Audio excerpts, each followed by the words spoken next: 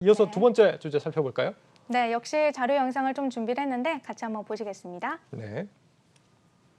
네, 차량들이 끝없이 줄지어 서 있습니다. 어딜 가려고 하나 봤더니 다름 아닌 주유소였는데요. 영국에서는 현재 주유 대란이 벌어지고 있습니다. 기름이 다 떨어져서 문을 닫고 있는 주유소가 늘고 있는 가운데 조금이라도 더 기름을 구해보겠다고 새벽부터 줄지어 차량들이 기다리고 있는 건데요. 페트병에 기름을 받아서 사재기 하려고 하는 사람이 있는가 하면 이 사재 새치기 시비가 붙어서 흉기 소동까지 벌어지고 있습니다.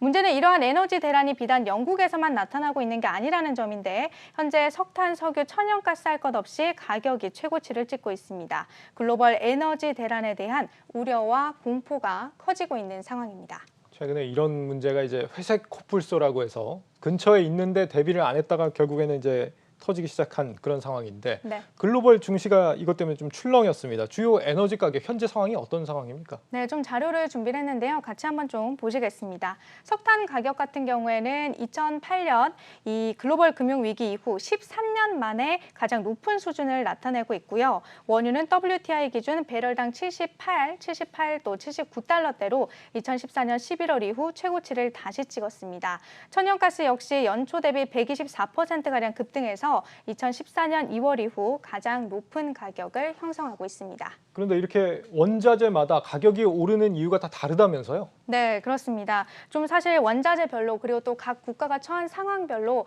이 가격의 급등의 원인이 조금씩 좀 차이가 있는데요. 네. 다만 좀 크게 뭉뚱그려서 좀 설명을 해본다라고 한다면 이 코로나19로 인한 공급망 병목 현상, 또 경기 회복과 이상 기후로 인한 원자재 수요 폭증, 그리고 또 친환경 정책으로 인한 원자재 생산 부족 이렇게 세 가지 요인이 더해서 좀 가격이 오르고 있다라는 좀 분석이 나오고 있습니다. 그러니까 막혔던 경제가 이제 회복이 되면서 수요는 폭발하지만 공급은 이제 그만큼 안 따라오기 때문에 물가가 오르는 네. 이런 부분을 뭐 그동안 꽤 오랫동안 계속 이 문제가 있다라고 언급을 해왔는데 사실 이렇게 오랜 기간 동안 계속 영향을 미친다는 것은 좀 이해가 잘 안 되긴 합니다. 친환경 정책으로 에너지 생산이 부족해졌다. 이건 또 무슨 얘기입니까? 일단 좀 원유를 예를 들어서 설명을 해드리면요. 최근 석유 수출국 기구 오펙 플러스는요. 오는 11월에도 일평균 40만 배럴씩 증산하는 안을 그대로 이어가기로 했습니다. 미국과 같은 에너지 소비국들이 이 정도로는 어림도 없다라고 좀 추가 증산을 요구했지만 받아들여지지 않은 건데요. 현실적으로 증산 능력이 부족했기 때문입니다. 여기에는 바로 친환경 정책이 자리하고 있는데요. 주요 국제기구와 금융권에서 이 친환경 정책의 일환으로 석유 투자를 줄이면서 석유 생산과 보관 시설에 대한 투자가 부족해졌고 이에 따라 원유 생산도 크게 늘릴 수 없게 된 겁니다. 그렇군요. 석유는 그냥 땅 파서 장사하는 건 줄 알았는데 여기도 이제 생산하려면 투자가 굉장히 좀 필요했군요. 투자가 빠져서 생산이 줄어들었다 이런 거네요. 네, 그렇습니다. 그런데 또 앞에서 살펴본 요인들은 좀 이제 기본적으로 깔려 있었던 배경이고요. 결정적으로 이 최근에 어떤 원자재 가격의 상승에 좀 불을 붙인 건 따로 있었습니다. 바로 중국입니다. 중국에 이제 전력난 문제가 관계가 있었다 이런 거군요. 네, 그렇습니다. 중국은 현재 호주와의 무역 분쟁으로 이 호주산 석탄 수입을 하지 않고 있는데 이로 인해서 대규모 전력난을 겪고 있는 상황이죠. 이 다급해진 중국이 인도네시아와 러시아, 몽골 등에서 계약을 새로 맺어서 석탄 싹쓸이에 나서고 있습니다. 여기에 그동안 인도네시아에서 석탄을 수입해왔던 인도까지 영향을 받아서 물량 확보에 어려움을 겪고 있는데요. 안 그래도 전반적으로 공급이 수요를 따라가지 못하고 있는 상황에서 중국이 이렇게 사재기에 나서면서 석탄 가격이 더 치솟고 있는 겁니다.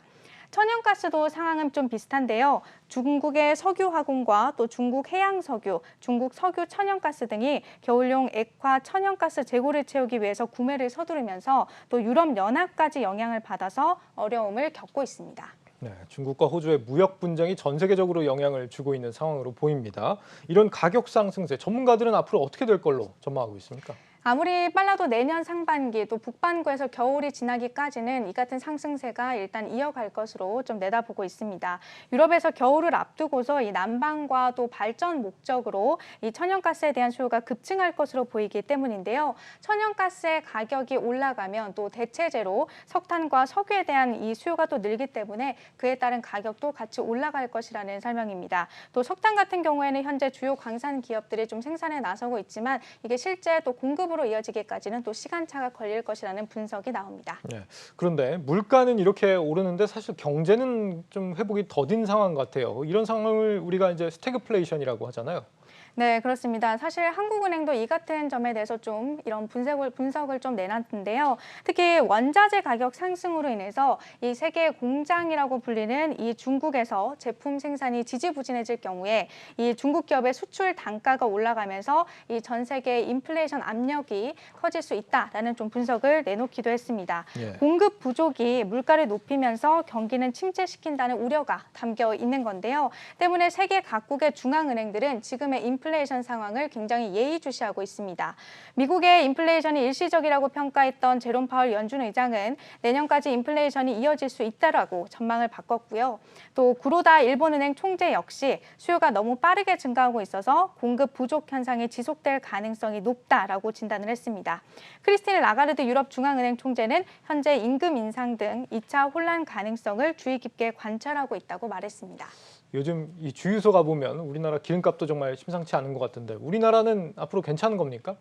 일단 정부는요, 여기에 대해서 우리나라 에너지 수급 상황에 미치는 직접적인 영향은 좀 제한적일 것으로 내다보고 있습니다. 다만 또 사태가 장기화되거나 또 이 좀 예상치 못한 상황이 발생했을 경우를 대비해서 면밀하게 모니터링을 하겠다라는 입장인데요. 이 증시 같은 경우에는 우리나라뿐만이 아니라 글로벌 증시가 좀 전반적으로 힘을 쓰지 못하고 있는 상황이죠.